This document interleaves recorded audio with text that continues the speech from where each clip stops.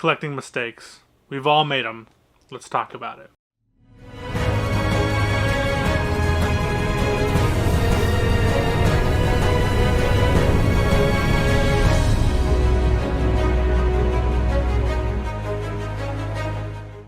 What is up, everybody? I hope you're all having a good day so far. So, whether you're knee-deep in steelbooks or just getting started with your first ever Criterion haul, there are some common traps that almost every collector falls into at some point.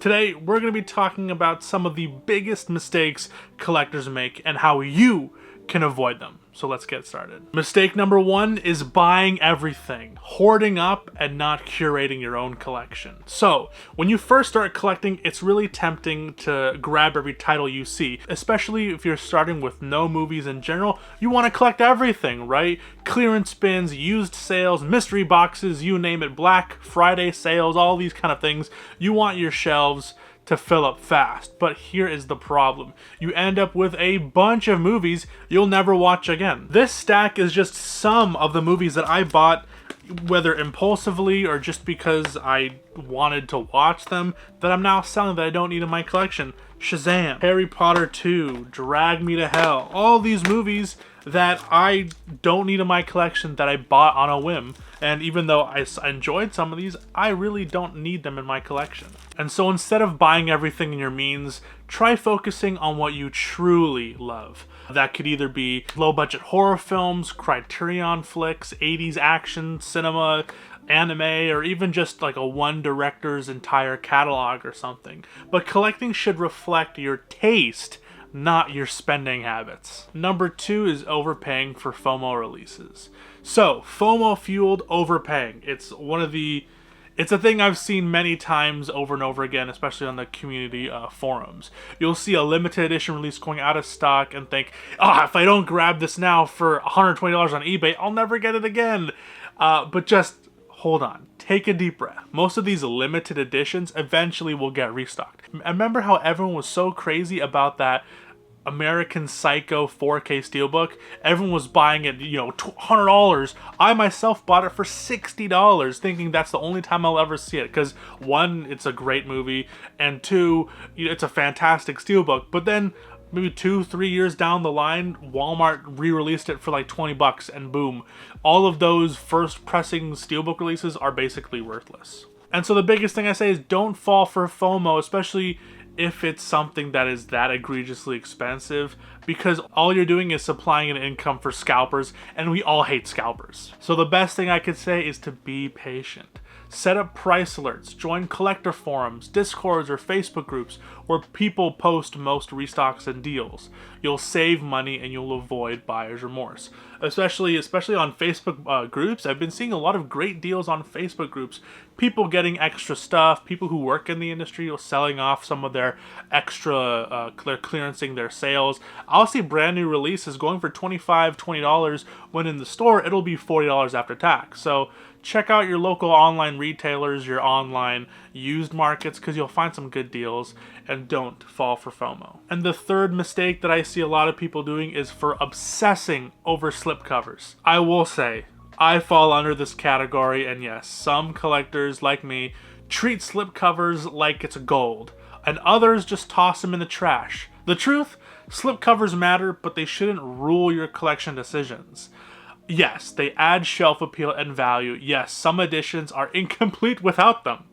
But paying $30 just for a cardboard sleeve, that's a bit much. And I fall for this. I feel like sometimes my collection isn't complete until I've had the slipcover. And thank God I've discovered the talent of making customs, or else I would have been obsessing over them. But yeah, I'll have to say that it can be obsessive sometimes. So one of my tricks is to try to find a healthy middle ground.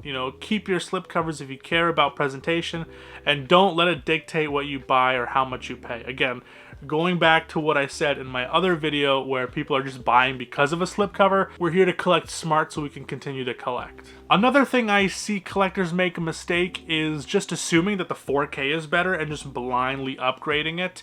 Look, I love 4K, HDR, Dolby Vision, lossless audio, all that kind of things. It could be gorgeous, but not every title gets the full upgrade treatment, nor does it need to get that big of a 4K treatment. One of my most controversial takes is that Drive, if you own the Blu-ray for Drive, it looks fantastic. Do you need an upgrade for 4K? Some people don't, and if you want to spend $60 to $70, especially importing it from, I believe it was the UK or something, you can do whatever you want with your money, but I'm just saying, some people will buy it just because they feel like they need to and they love the movie, and although it's a good transfer, so is the Blu-ray. But then there's cases like in Inglourious Bastards, or like other films where sometimes you're getting a bare bones disc, sometimes with no bonus features, and it might even look worse than the Blu-ray due to bad upscaling. You know, I've cut back immensely on my 4K spending because it's just sometimes I have to look at, you know, what the title includes, what the restoration process is. Sometimes if I hear that there's DNR or there's no HDR, that's why the only 4K I have in my collection from Criterion is Raging Bull, because they don't do HDR, they don't do Dolby Vision, at least for most of their release. I think they've started doing it recently. But like the 7th Seal 4K doesn't have an HDR or Dolby Vision when you can get 4K from the UK, and it comes with all those bells and whistles, which the Criterion doesn't. So really you have to ask yourself, does this movie really benefit from a 4K? Does it benefit with HDR? And then is this transfer actually new, or is it just recycled from another release? Use sites like Capsaholic, I would say sometimes Blu-ray.com, but they've been a bit weird. So Ultra HD Digest is one I used, and that's a fantastic website, just to compare image quality and to see what other people think. And so before you pull the trigger, because again, these 4Ks, $30 minimum nowadays is what I'm saying, if it's not a catalog release either. And even in the US, they're going up in price. Like here in Canada, a 4K after tax is like $39, $40, and that's pretty expensive. And so if it's not a good disc, give it a week or two, see how the general consensus is, and see whether you really want to spend that extra money or not. Because again, this is a hobby that we should, you know, cater more to quality, especially because these are labeled as premium discs. Quality and the quality of the film and the disc quality and what it comes with, because we're upgrading. Remember, to upgrade, it has to have steps above. But if it's not, or if it's a very small step above, is it really worth that extra double dip? Probably not. And then another mistake that I make and a lot of other collectors I see make is the shrink wrap syndrome. And unless you're purely collecting for resale, keeping everything sealed means you're missing out on the actual point. Watching and enjoying the movies. That's why we buy movies, right? We buy movies to watch them and enjoy them. Again, like the whole euphemism of buying shoes to not even wear them, or maybe buying records to not even play them. Like, what's the point? Guess for a big poster. So yes, or sometimes I agree with action figures. Action figures can be displayed with the boxes, but nowadays, if you've seen those like latest like Marvel Legends lines where they have the cardboard in front of it so you can't even display them. But movies weren't meant for that. Movies were meant to be watched, to be seen. So open them, crack open the seal, touch the disc, the painted side, not the actual disc itself, and enjoy the menus, dive into the bonus features, really watch the movie.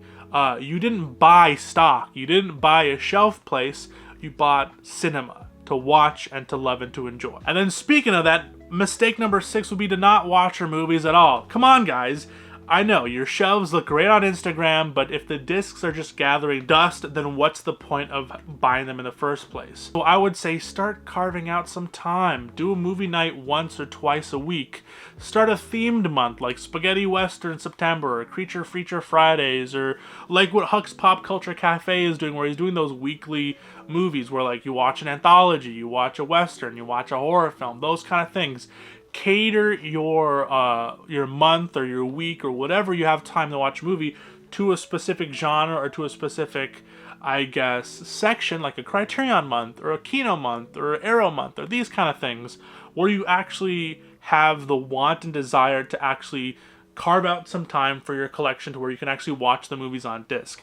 I started doing this. I did Action. I'm starting to do Action August, where I watch all of the action movies, or at least as much as I can watch in my collection, because I'm looking back at some of these movies that are in my collection that I've never watched, and I feel so shitty about myself, because like I'll be watching like no, I haven't seen any of these movies, and I should be, because I bought them with my hard-earned money, and they should be going to a good cause, which is enjoying the idea of cinema. But do whatever you want, make it fun and make it your own. Number 7 is hoarding up and burning out. That towering backlog of films that you have in your collection, it can turn from a treasure trove to an anxiety source real fast. You start feeling guilty every time a new package arrives. You're overwhelmed by choice, and suddenly collecting isn't fun anymore, it's a chore. I felt this way with Kino Lorber.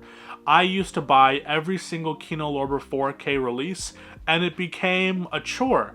At first, fantastic releases, great transfers, movies I'd actually love to see, and then the quality of the film started going down to really low budget horror films that no one has heard of, really like low budget action films that have like a 4 out of 10 or a 20% on Rotten Tomatoes, that kind of thing. And then I would still be buying them, $35 here, there, and I would be realizing that this isn't fun anymore. It's just become a chore. So how to fix this is to be intentional. Maybe try like a 1 in, 1 out rule, or put yourself on a buying freeze until you've watched 5 unwatched titles. Like, I know some people will do, oh, I'm not going to buy anything unless I watched everything. If you're a collector like me, you have hundreds of movies you haven't seen yet. So sometimes that may not be an option because, you know, a new release comes out that you really want to see, that you've already watched, that you love. So maybe watching 5 films that you've not watched before watching one before buying another one would help. And so, but again, because guys, this is supposed to be a hobby that brings you joy and that brings you closer to your love of film. This shouldn't be some sort of like money draining, pressurizing, I guess, addiction. So let's try to keep it a fun hobby. And then this is going to sound stupid because I just made a whole video about this, but the last mistake is letting other people dictate how you should collect movies. Now, who the fuck am I? Why did I just say all this just to say don't listen to me? Because building your collection based on what others say and what you should own, rather than actually buying what you enjoy, is not the greatest thing. Why it's bad is because you'll end up with movies that you don't resonate with. Maybe they're critically acclaimed or collector must-haves or are popular online, but they just sit untouched on your shelf because maybe you saw it once and you're like, I don't really care for this movie. That happens so many times with me, where it's like, dude, you gotta watch this movie, you gotta get this 4K, you gotta check it out. And I buy the movie, I watch it, I'm like, this was a waste of time and money. And sometimes they'll be like critically acclaimed 10 out of 10 movies that everyone loves, and I'm just not really into those films because they're not your taste. And remember, if everyone had the same taste, it'd be a very bland world. So buying to your own taste is the best thing you can do. Like people, like I'll see every July, or like I'll see every sale month, people have to buy a Criterion release just because it's Criterion. I know some people buy every single Criterion because it's Criterion. Remember, I did that with Kino Lorber. People buying those like really low budget or foreign horror films that you don't really enjoy simply just because you want to look like a serious collector, or like someone avoiding guilty pleasures or mainstream hits because others look down upon them. Like, oh, you bought a Minecraft movie? Oh, you bought Free Guy on 4K? You're so lame. Like, what?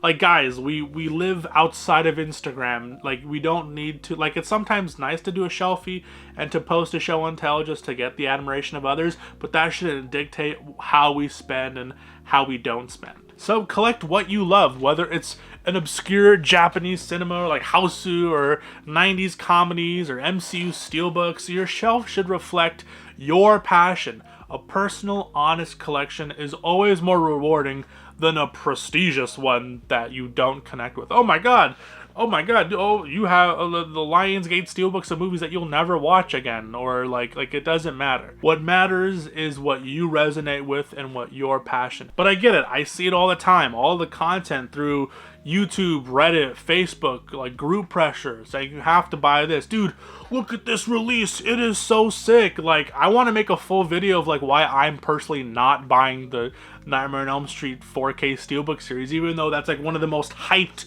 4K steelbooks out there right now. It's just I don't really resonate with the franchise. I love the first one, I love the third one, maybe even the seventh one, but those all 7, like, I don't like a lot of those films. And, you know, I'm feeling that kind of FOMO of like, oh my god, should I buy it? Because like everyone loves those films and I love some of them. It's just, ouch, some of those films I really could care less about. But like, there's a part of me kind of like, ooh, but look at the steelbook set. Oh my god, it looks like his sweater on the backside. And like, that's not how you should collect. And then people collecting just to flex on Instagram that they have the newest steelbook, that can affect other people. Like, maybe like, oh my fuck, maybe I should have gone it. And it feeds into FOMO. Like, your collection should equal your voice as a movie lover. Letting others curate it for you can kill the fun and turn it into a performance instead of a passion. So that was just my take on some of the mistakes that I see collectors do and then how you should avoid them. But again, as I said in my last point, don't let other people dictate how you purchase movies. I just wanted, as a person who's been collecting for half a decade, I know people who've been collecting for 20, 30, 40, 50 years, movies back when they were on reels or whatever. But I just wanted to give my few points as a person who's been through all of those kind of collecting slumps. And I know more people are getting into it recently, which is great to hear. Welcome to the beautiful world of collecting films and physical media. Because again, this shouldn't be this stressful, anxiety-inducing chore. It should be this beautiful, like, self-fulfilling hobby of movie lovers, and that's what we all are. Because again, we're buying the movie. We're not buying the slipcover. We're not buying the steelbook. We're buying the movie. And then the steelbook and the slipcover is bonus on top of that. But again, yeah, that's just what my few cents of some of the biggest mistakes that I've seen and that I've dealt with and how to avoid those. So anyways, that was today's video. Just another sit down video to bear some wisdom, if you can say that. But yeah, that was just another video. If you enjoyed the video, hit that like button and comment down below what are some mistakes that collectors make. I would love to hear some of the mistakes you made throughout your collecting journey, because again, this is a journey. You know, we make mistakes, we fall down, but we get up, and this is a group of people that, you know, we're supposed to help each other. We give each other deals, we post links saying, oh my god, guys, if you want this, get this link because it's on sale, blah blah blah. We don't tear down other people